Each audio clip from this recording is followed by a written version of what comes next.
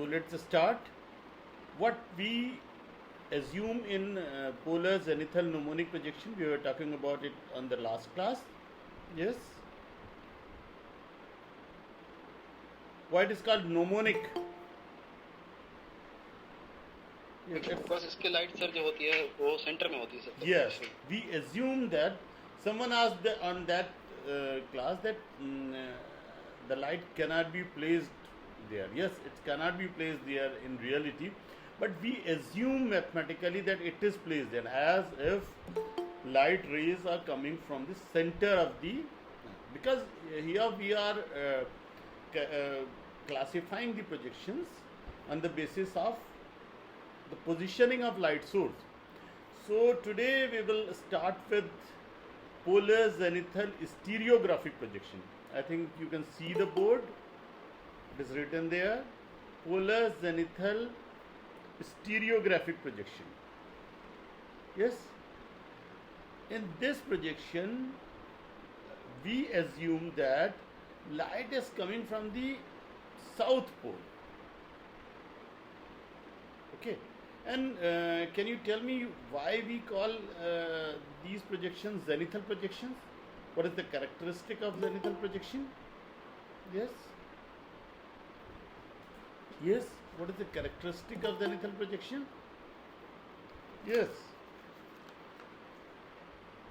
It is on a developable surface, and the developable surface plane, the plane paper, touches on the tangent. So it's a tangent projection.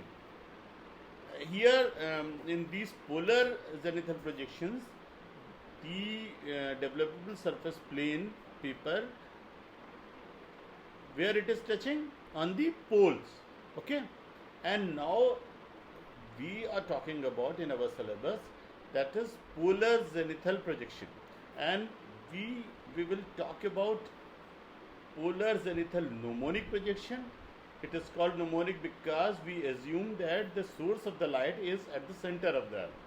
The second one we will start today is polar zenithal stereographic projection. In this, we assume that the light is coming from the another pole.